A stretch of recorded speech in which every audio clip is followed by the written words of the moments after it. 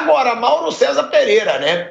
Temos clássico também no Rio de Janeiro.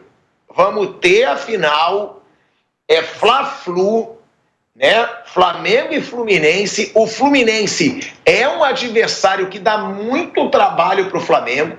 A gente falou várias vezes aqui da freguesia do Vasco, 32 jogos, só 2 vitórias. Com o Fluminense não tem isso. O Flamengo, inclusive do Felipe Luiz, não conseguiu vencer ainda o Fluminense. Teve uma derrota no Campeonato Brasileiro e teve um empate nesse Campeonato Carioca. O que esperar dessa final é a 7ª final seguida do Flamengo no Campeonato Carioca, contra um adversário que tem o Arias, né, Mauro? Que é um jogador que eu acho um dos grandes jogadores aí de ataque do futebol brasileiro, e tem o Canóbio também numa crescente no Fluminense. É o adversário, até um dos adversários que o Flamengo tem mais trabalho no Brasil, Mauro, e não só no Rio de Janeiro? Tem sido, né? Agora tem vários recortes, né? Você pega o recorte de 20 jogos, é um cenário totalmente favorável ao Fluminense. Pega o de 10 jogos, já é favorável ao Flamengo. Dos últimos 10 jogos, o Fluminense só venceu aquele jogo do ano passado, com o Mano Menezes contra Felipe Luiz, que foi também um jogo no meio ali, chegando em semifinal de Copa do Brasil, né? O Flamengo estava dividindo atenções e perdeu aquela partida. Eu acho que a grande questão para esse jogo que me chama a atenção é que o Fluminense foi um time agressivo em Copa do Brasil, agora contra o Águia de Marabá, fez 8, contra o Volta Redonda, fez 4, venceu lá o Caxias, lá no interior gaúcho, na Serra Gaúcha, por 2-1, também na Copa do Brasil. Mas como vai ser contra o Flamengo, né? O Canóbio vai ser um jogador fazendo gols, dando assistências, ou vai ser aquele jogador do último 0-0 que trabalhou mais defensivamente do que ofensivamente, né? E muito bem, por sinal. Acho que a postura do Fluminense é que pode pautar essa partida de outra forma, né? O Flamengo a gente sabe como vai jogar como sempre, não tem a menor dúvida disso. Vai jogar pressionando o Fluminense. Mas e o Fluminense do Mano Menezes? Não é o Fluminense do Fernando Diniz, é do Mano Menezes. Vai jogar de que forma? Como foi no 0-0 recente, né? Se defendendo basicamente, não chutou uma bola no gol, né? Porque o jogo não decide amanhã, decide no final de semana.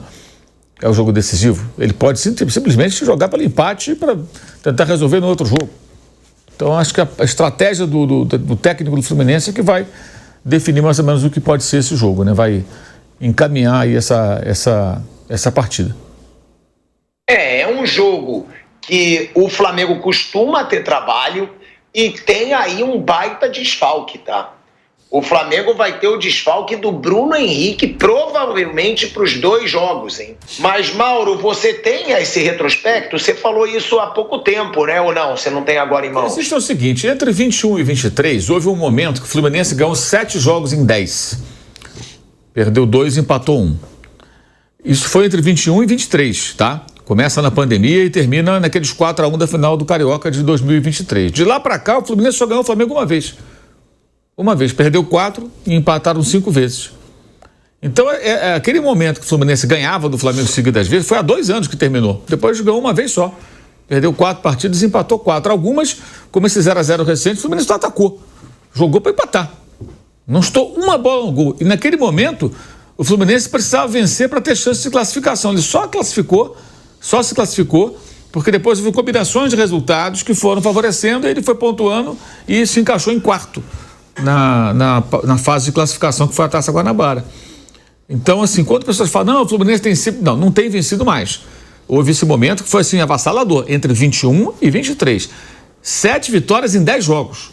Ganhou com Roger Machado, ganhou com Fernando Diniz, ganhou vários jogos seguidos, né? Mas nos últimos 10 jogos, ou seja, de 2 anos para cá, foi uma vitória só, que foi aquela do Campeonato Brasileiro do ano passado. E na última vez que se enfrentaram em mata-mata, que foi no Carioca do ano passado, na semifinal, o Flamengo eliminou o Fluminense. Então é ilusória essa ideia de que o Fluminense vem vencendo o Flamengo. Não vem vencendo, há 2 anos. Antes sim, teve um período nos 2 anos anteriores, repito, 7 vitórias em 10, foi avassalador, mas isso ficou um pouco para trás. O jogo é equilibrado? Eu acho que sim, acho que o Fluminense tem condições de enfrentar o Flamengo tem desfalques importantes, não tem ainda o Pedro, não tem o Vinha, não tem o Cebolinha, não tem o Michael, não tem o Bruno Henrique. Né? Então, vários jogadores importantes que estão fora. E isso, evidentemente, pesa. Ou seja, o elenco do Flamengo, que é melhor, ele não é tão melhor assim sem esses jogadores. É meio time aí, 5 jogadores que poderiam estar à disposição do técnico, alguns por longo período de inatividade. Então, acho que tem tudo para ser uma final equilibrada. O Fluminense acho que vai ser competitivo, está num momento bom, né, na temporada. Só acho que esse retrospecto que falar, ele não é verdadeiro. O retrospecto mais recente é de vitória. O clássico é equilibrado. Se você pegar os últimos 32 jogos, para fazer o paralelo com o que o pessoal tem falado muito de Flamengo e Vasco, que o Vasco só venceu 2 em 32 jogos, 32 jogos dá 12 vitórias para cada lado. Mesmo número de vitórias. É igualzinho, é empate. Então, tem tudo para ser um duelo equilibrado, não pelo retrospecto só, mas pelo momento dos times, né? Acredito eu. E não tem vantagem, na final, igualdade de condições, né? Mas, repito, acho que o que vai pautar o desenho dos jogos é a postura do Fluminense. O Flamengo não tem a menor dúvida. Vai jogar amassando o Fluminense e indo para cima do Fluminense. O Flamengo vai fazer o quê? Vai marcar alto? Vai sair em transição? Vai aguardar o Flamengo? Como é que o Mano vai colocar o Fluminense em campo? Vai tentar surpreender o Felipe Luiz? Né? Porque a gente já sabe, o Felipe Luiz já sabe quais são as armas do Mano Menezes. Como é que ele perdeu por 2-0, como foi o último 0-0. Né? Que foi um 0-0 também, que a melhor chance do jogo foi do Flamengo. A cabeçada do Cebolinha, uma defesaça do Fábio no final do jogo. O Flamengo teve umas 2 ou 3 oportunidades de gol, essa foi a melhor. Então, mesmo sendo um jogo de pouca chance, o Flamengo teve mais perto de vencer. Mas eu acho que o Mano vai jogar fechado. Vai jogar fechado para tentar não ter uma definição no primeiro jogo ou não ficar em desvantagem. E no fim de semana tentar ganhar. Eu acho que ele vai jogar dessa maneira. A minha expectativa para esse jogo, acho que vai ser isso. Tentar repetir o que foi no 0-0, jogar por uma bola, e aí empatou. Se ganhar, ótimo. Se empatar, beleza. No final de semana resolve. E o Felipe Luiz vai jogar do jeito de sempre que tem jogado aí, não tem a menor dúvida disso. A não ser que, sei lá, tiver um jogador expulso no começo, aconteça alguma situação anormal. E a dúvida também é de quem vai substituir o Bruno Henrique. Se ele vai com o Juninho, que seria o mais lógico, mas está voltando de uma lesão, não sabemos como é que ele está treinando, como é que está a condição dele para começar a partida. E aí eu acho que a possibilidade é entrar o Luiz Araújo e o Plata jogar como atacante mais centralizado, o que pode ser interessante também, até usar o Arrascaeta como falso 9, o Plata circula bastante, né, recompõe mais, pode dar um pouco mais de conforto para o uruguaio, que aliás está devendo uma atuação, né, do nível de Arrascaeta, né? As partidas não são boas, o momento dele não é bom, não tem jogado bem, né? Já falei isso aqui, inclusive, outras vezes, no domingo a gente falou bastante sobre isso. E está querendo renovar, né, Mauro? O empresário dele quer renovar, mas não vai renovar. O Flamengo não vai antecipar a renovação. A informação que eu tenho, já dei aqui na semana passada, é de que vai reunir, vai conversar, vai receber, vai tomar um café, mas não vai renovar. Que o contrato dele vai até o final do ano passado. O entendimento dentro do departamento de futebol do Flamengo é o seguinte: não tem cabimento essa discussão. Mas tudo bem, o cara quer uma reunião, vem lá do Uruguai, vamos conversar com ele, recebe, o Boto recebe o cara, conversa. Mas o que eu soube é que o Zé Boto ficou meio sem entender nada. Tipo assim, como assim? Renovar o contrato agora? Faltam cerca de 22 meses para acabar o contrato? Por que renovar agora? Mas tudo bem, quer conversar, vai conversar, vai receber o empresário do jogador, que é o Daniel Fonseca, uruguaio. Mas hoje não tem a menor possibilidade de discutir renovação. Vai ser uma surpresa muito grande, uma virada muito grande se isso acontecer. Até pela fase dele. E ele vai ter, ao final do contrato que está em vigor, ele vai ter 32 anos e meio. Por que você vai renovar esse contrato agora? Isso não faz sentido. Isso é gestão profissional. O Boto foi contratado para isso. Ele não pode fazer gestão emocional. O torcedor ama... Aliás, teve um vídeo do comentário que eu fiz, foi domingo, que eu vi na rede social, né? Os cafajestes de sempre distorcem, que eu estivesse criticando o Felipe Luiz. Não critiquei o Felipe Luiz, eu falei o seguinte: é função do Felipe cobrar o Arrascaeta e, se necessário, tirá-lo do time, até que ele entre em forma. Isso não é uma cobrança, só um comentário. E ele, até falei, esse trecho não colocaram, ele já deu a letra. Tem umas 3 coletivas para trás aí que ele falou depois de um jogo, não lembro qual foi o jogo, que ele falou que foi na casa do Arrascaeta, conversou com ele e deixou claro: olha, tu tem que render, cara. Em outras palavras, foi isso. E está certíssimo. Na verdade, eu estou concordando com o técnico, não estou nem criticando, não. Concordando. Mas cabe a ele, só falei, cabe a ele uma decisão. E acho que se tomar, ele vai tomar. Ele vai tomar. O Arrascaeta, está muito abaixo, muito abaixo. O que eu falei sobre o Neymar, antes do jogo de domingo, que o Neymar não jogou, vale para ele. Tá aí, 2 Fla-Flu. A oportunidade que ele tem de jogar bem, de mostrar a camisa 10, quer renovar contrato. Esse é jogo grande. Estadual só serve para isso aí, esses jogos aí. Quando chega nessas clássicos finais, aí fica até interessante. Fora isso, é muito modorrento, é um negócio cansativo. Então, quando todo mundo presta atenção, quando as pessoas jogam, pô, agora sim, Fla-Flu, final, que legal, como é que vai ser, quem vai ganhar, será que os jogos vão ser bons? Você tem uma expectativa maior, é a hora do craque aparecer. E ele não vem bem. Por quê? Eu não sei. Aí é um mistério, cabe aí ao próprio Flamengo decifrar. Mas ele precisa voltar a jogar bem, ele tem jogado muito menos do que pode e do que deve. E até falar de renovação agora, eu acho completamente assim, um timing péssimo do empresário de procurar esse tipo de abordagem num momento como esse. Seria melhor esperar o jogador entrar numa boa fase, né? Ganhando elogios da torcida, da mídia, e aí falar, pô, aí, o cara tá voando, então eu vou renovar o contrato, vamos conversar? Aí poderia ter uma chance maior. Hoje, inclusive o Boto, pelo que eu soube, não o Boto, o departamento de futebol, para futuras conversas com ele e com outros empresários, o Flamengo comprou lá uma espécie de um programa onde ele quer unificar todas as informações sobre os jogadores. Então, parte de fisiologia, preparação física, as estatísticas do jogador. Estatística não é só o número de jogos, não. Né? O desempenho, né? Então, gráficos de desempenho, ter tudo mapeado. Isso é muito importante ter. Que é muito comum lá na Europa e tudo, aqui no Brasil não se usa tanto. E você chegar no momento lá, quando vai conversar com o empresário, você vai pegar e vai colocar a mesa aqui, ó. Tá aqui, ó. Não vai botar um papel, né? O cara vai pegar lá um iPad, lá um tablet, né? Um computador, vai abrir e vai mostrar pro cara. Tá aqui, ó. Olha o desempenho do seu jogador, do seu cliente. Vamos ver aqui. Assiduidade, olha, jogou tantos minutos, jogou tantos jogos, ficou fora, teve tantas lesões, ficou fora tantos dias. No caso, um jogador que se machuca muito, por exemplo, né? Desempenho dele caiu, ó, assistências caiu, passes certos caiu, finalizações caiu, desarmes caiu, interceptações caiu. Ele está na fase ruim, a temporada dele foi fraca, né? Ou melhorou nisso, está bem e tal.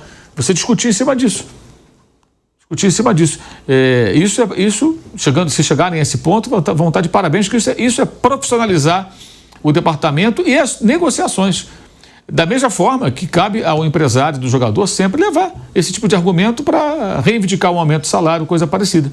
O cara, por exemplo, o pai do Gerson, que deu uma entrevista para ele mesmo, né, lá no podcast lá dele, ao invés de fazer isso, reunisse, pedisse uma dessas empresas que faz esse trabalho para fazer um levantamento dos números do Gerson em 2024, após a cirurgia, o problema renal, né, que ele teve, depois disso ele voltou jogando muito mais e apresentando ao Flamengo, marca uma reunião e fala, isso aqui são os números do Gerson.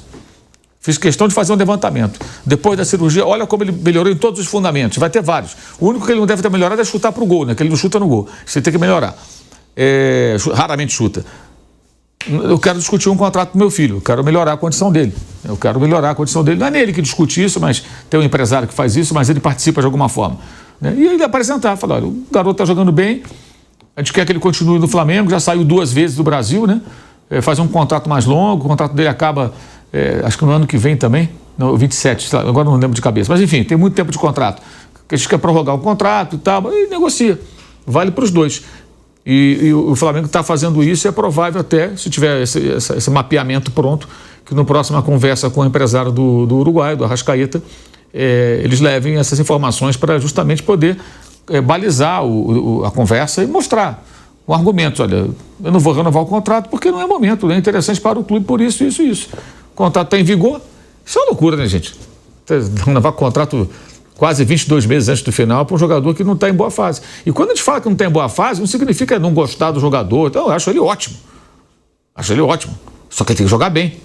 E ele não tem jogado bem. Eu acho até que ele percebe pelas reações dele em campo, né? Tem bola que ele não alcança, não domina. É estranho até. O que acontece? Não sabemos. A gente estava falando também do Bruno Henrique, tá? O Bruno Henrique, nesse ano, olha que loucura, olha como esse cara vai fazer muita falta pro Flamengo. Em clássicos, são 6 jogos e 5 gols. Em 6 jogos clássicos regionais, né, ali contra Botafogo, Vasco, Fluminense, ele fez 5 gols, 16 finalizações, 37 duelos ganhos, 14 dribles certos, 15 faltas sofridas e um pênalti sofrido. Ou seja, é um baita desfalque para o Flamengo. É o cara que se tornou protagonista de novo, mesmo aos 33 anos e voltando de uma lesão séria.